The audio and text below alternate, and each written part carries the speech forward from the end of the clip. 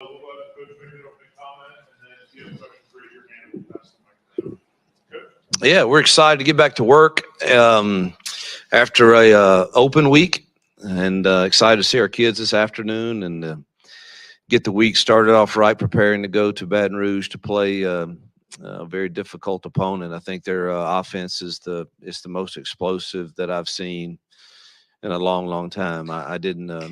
I wasn't coaching when they had their run with Joe Burrow and them, but this quarterback, if he's not in the Heisman discussion, there's a problem. But he's playing at an incredibly high level with dynamic receivers, and there's not a weakness on that offense, and it's impressive to watch.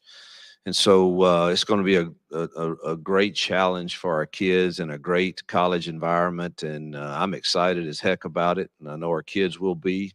Hopefully, I hadn't seen them yet, but and hopefully we can get healthy and go to Baton Rouge and find a way to compete against a really, really, really good football program. Yeah, Coach, you're talking about health. You mentioned the other day you hope that Damari would be back. Talk about the guys that are banged up and who looks like they could be back. Yeah, it doesn't. Of course, Keys and Keontae and are still out for the foreseeable future. Messiah, unfortunately, is done for the year, which is a blow to us defensively for sure. Jalen Simpson, I think, will go. He's day to day. He said he's feeling better each day, so I'm hopeful and expecting that he will go. Doubtful on Damari, and Malcolm Johnson is a day to day guy too. So of the guys we have remaining, that's kind of and VAR's questionable also, but he's having an issue with his elbow that just can't get straight. So. That's where we are. It's next man up, and we got to get to some of these younger kids to play more consistently. We worked on that hard last week in the open week, and they got a ton of reps. And because we're going to need them before this season's over with the remaining 7 games we have. Coach, with the bye week so close to midseason, what kind of things did you guys assess offensively? And did you focus more on just executing what you've done better, or are you looking at a philosophy change on offense? No philosophy change, other than maybe making sure we're running the right RPOs with the runs and doing more of that. Well, you do all the self-scouting to find out what your tendencies are, and to make sure you have those posted when you're game planning this week. If all we've done when we've motioned the tight end across the ball is XYZ, then you probably don't need to do XYZ this week. And so we did all that self-scouting, and then obviously trying to make sure our identity, particularly in the passing game, matches our personnel. And whatever we feel strongly about in that, then let's do it over and over and over and over and over again until we are really, really confident and really, really good at that. So that was pretty much the focus offensively, and defensively it was. So if you go to the Georgia game, we really hadn't talked since after the Georgia game, I guess. But if you go to that Georgia game, there literally are 10 plays that made a difference in that game, or we easily could have found ourselves on the other side of that outcome. And in those 10 plays, I think 6 of them are on us coaches, and 4 of them our kids should have. Obviously, there's more than 10 that didn't go exactly right, but you can take 10 plays in critical situations where, if we don't get a protection set right, that's our fault. And that's not easy for me to say, nor to take, nor to live with, but we've got to get that fixed. And but then there's things that our kids could have done differently too. Now forget, we had 2 balls in our hands inside the 5-yard line on 2 passes. If we can just make one of those plays, and so I'm not counting those as the 10. I'm talking about 10 fundamental things that we could have done differently offensively or defensively in a critical situation. If we execute that properly, they make a direct impact on that game because they were all in the critical downs and critical moments. And that's encouraging that we played a team of that caliber close, and we want to build upon the good things because there were a lot of good things. But the margin of error for us winning and losing right now is so small against teams that probably have a better roster in some spots that we can't afford those. And we have to look at everybody, coaches, players. Why are we not getting that executed? And if we can't do it personnel-wise, then get it out of the plan. If we can do it, but we're not doing it right, then we got to coach it better. And so that's what the whole week was about, is how do I not go to bed after a game feeling that way? Hey, your question about Peyton specifically, I know you were much happier with the way he played against Georgia. Was that like an aha moment for him? Do you think he can kind of build forward from there? Build upon it. I thought he made some really good throws. And look, when you're playing in this league, LSU, but even them, the DBs are in position. You don't find very many where you're just running wide open. You'll have a few of those in blown coverages from time to time, but there's going to be some contested catches.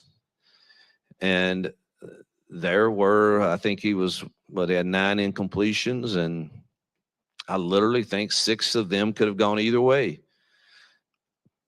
And I'm certainly not saying that they were just total drops or anything like that, but they're chances for us to make plays that, again, put us in position to get points or convert the chains and keep our defense off the field. And we're going to have to start making our share of those. And so the balls, though, were in the right spot. I mean, some of them were really good throws. And so I do think there's something that you can build upon there. Never mind. I don't belabor the point. I'm trying to get over that. I'm trying to put it in the past, and you keep bringing it up.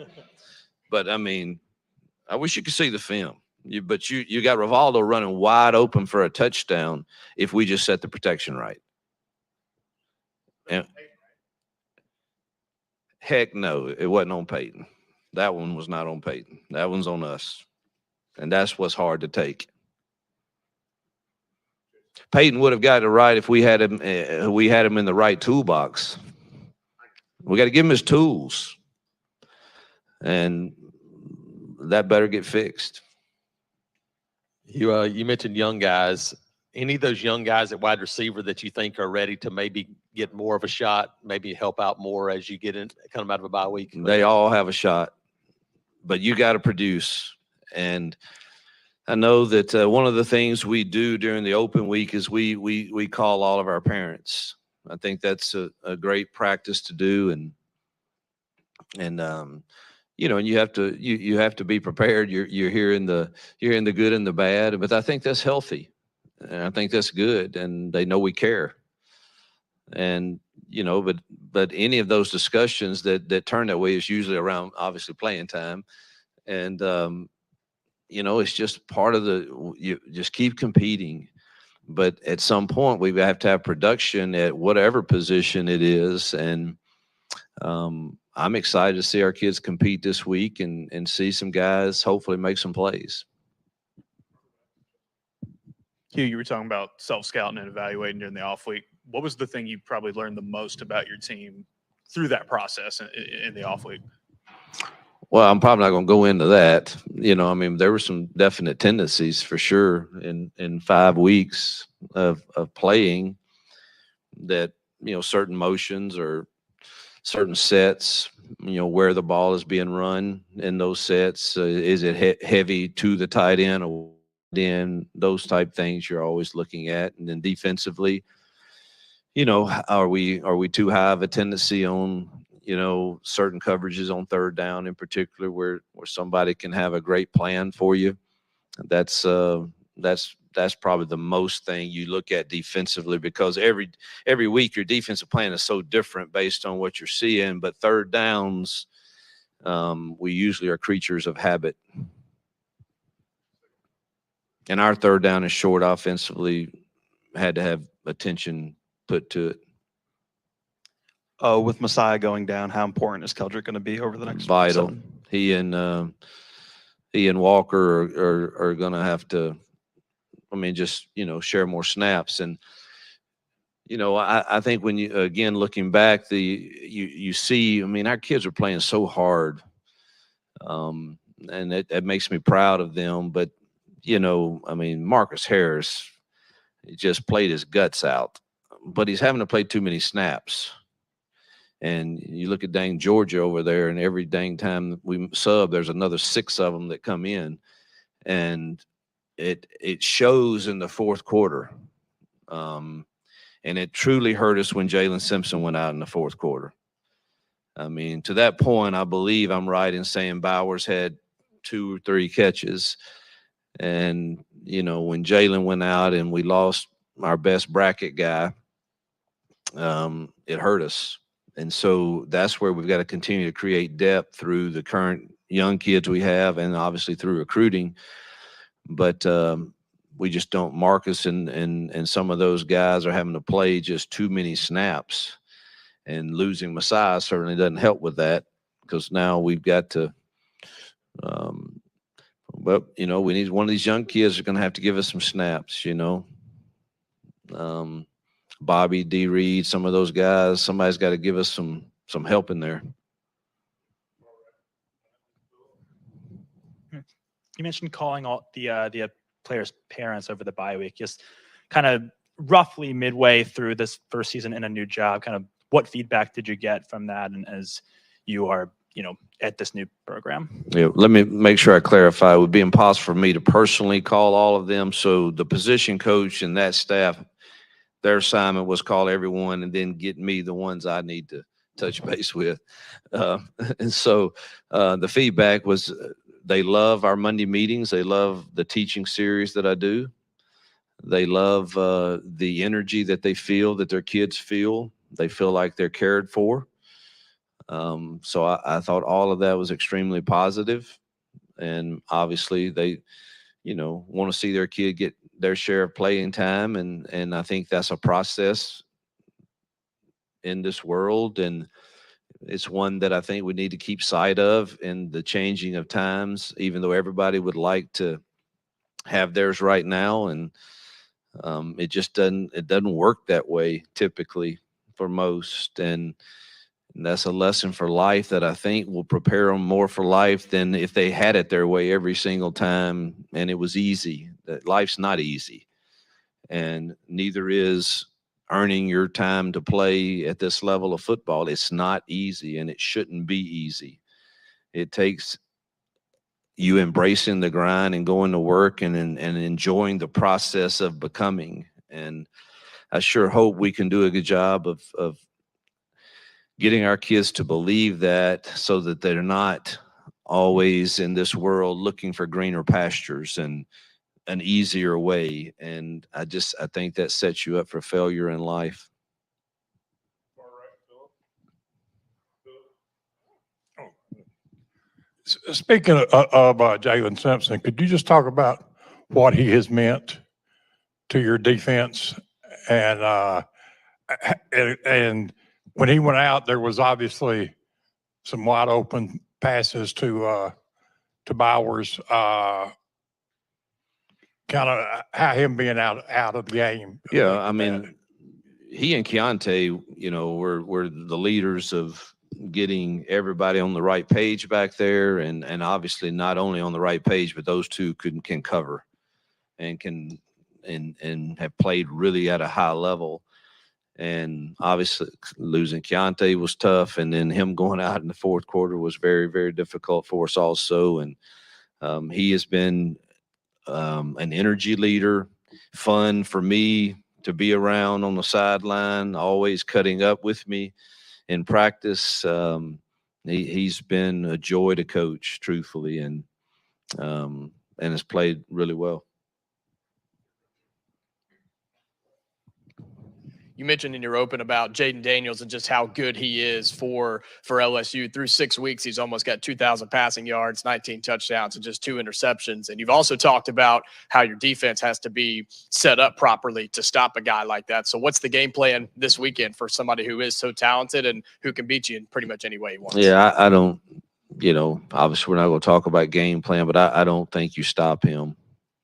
There's too many weapons around him, and he's too good. I think you look at the key to this game is, can we hold him to field goals? Truthfully, no one has stopped him, and he plays so effortless. Literally, he runs 40-yard touchdowns and it looks like he's jogging, and yet no one's catching him. And his balls are so accurate to those talented receivers. I think it's a hard task. Again, I think to this point, and I haven't watched future opponents, so somebody will use it for bulletin board material, but it's to this point, it's the best offensive personnel I've seen in this league to this point.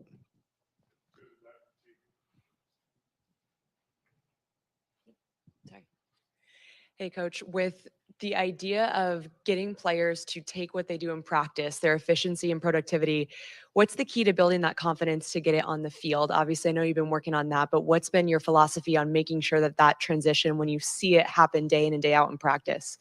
Positive reinforcement is good. Also, their ability to handle the truth from a coach without it becoming, in their mind, something that's personal. Hear what I say, maybe not how I say it sometimes. I don't rant and rave, but I can get pretty passionate in my direction on things sometimes. And so can other coaches, I'm sure, but just hear the message.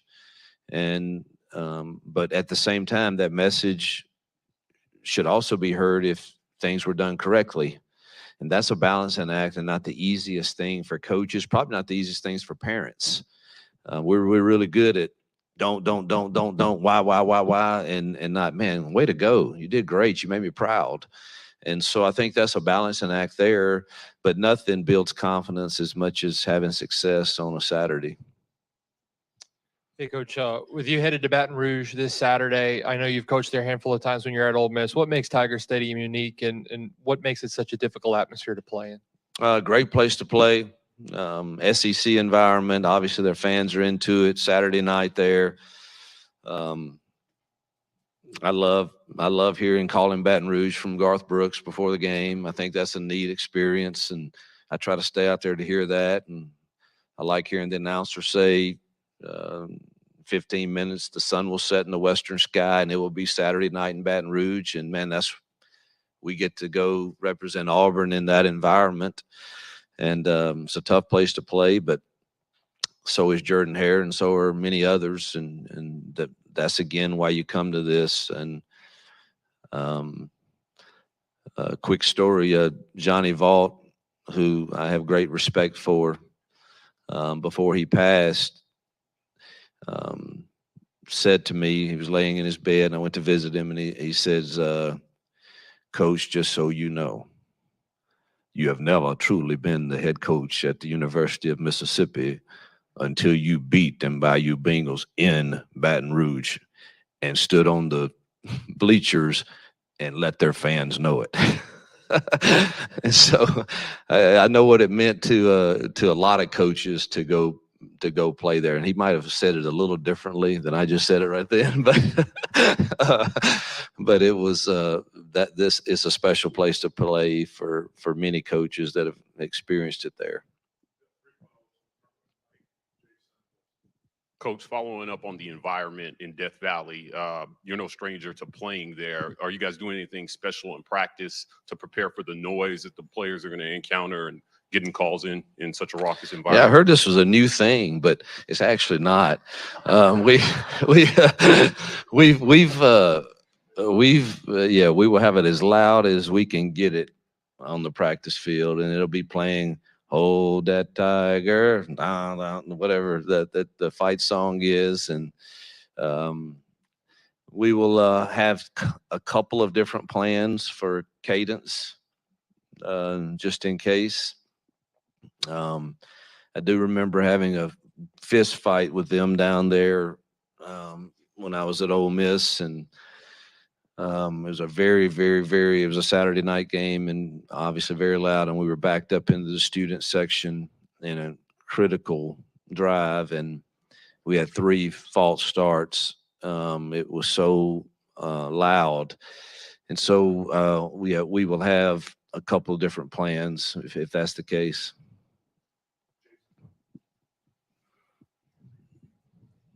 You talked about identity. You guys were able to run the football against Georgia, and running backs had a good day against Texas A&M. How much of an identity build has that been for this team, especially the last 3 or 4 games? Yeah, I feel like we can do that fairly well. I don't know where we stand and all that, but we're pretty efficient. But I do think you have to be balanced to win big games, and that has been the challenge for us to this point. But there's no question. I feel like running the football helps. We've got to shorten this game now. This is the last 2 opponents that have played them. Ole Miss decided to we're going to outscore them, and Missouri's that was their philosophy also. I didn't talk to Lane, but I talked to Eli. But it was obvious that Ole Miss felt like they could do that, and Ole Miss did. Missouri was very close to doing that also, but I think their makeup is a little different offensively, and I'm not sure that that's the plan for us. We'll have to see. I want to ask you about LSU's defense. They've been in a lot of shootouts this year, but obviously got really good talent on that side of the ball with Perkins and other guys. What stands out to you about that unit as you guys get ready for them? Yeah, 0, 18, and 4 are freakish players. 5-star talents, and they may not be as deep as a normal LSU defense has been in the past, but they're still got tremendous athletes over there. And for whatever reason, they've been searching a little too the last couple of weeks, but that makes it a little harder on us, truthfully, because it's been 2 totally different plans against similar offenses. Ole Miss's and Missouri's offenses, Ole Miss may go faster and do a few more things, but they're still in similar sets, and it's 2 totally different plans in those 2 games. And so that's a bit of a guessing game for us on that. But they've got athletes over there for sure.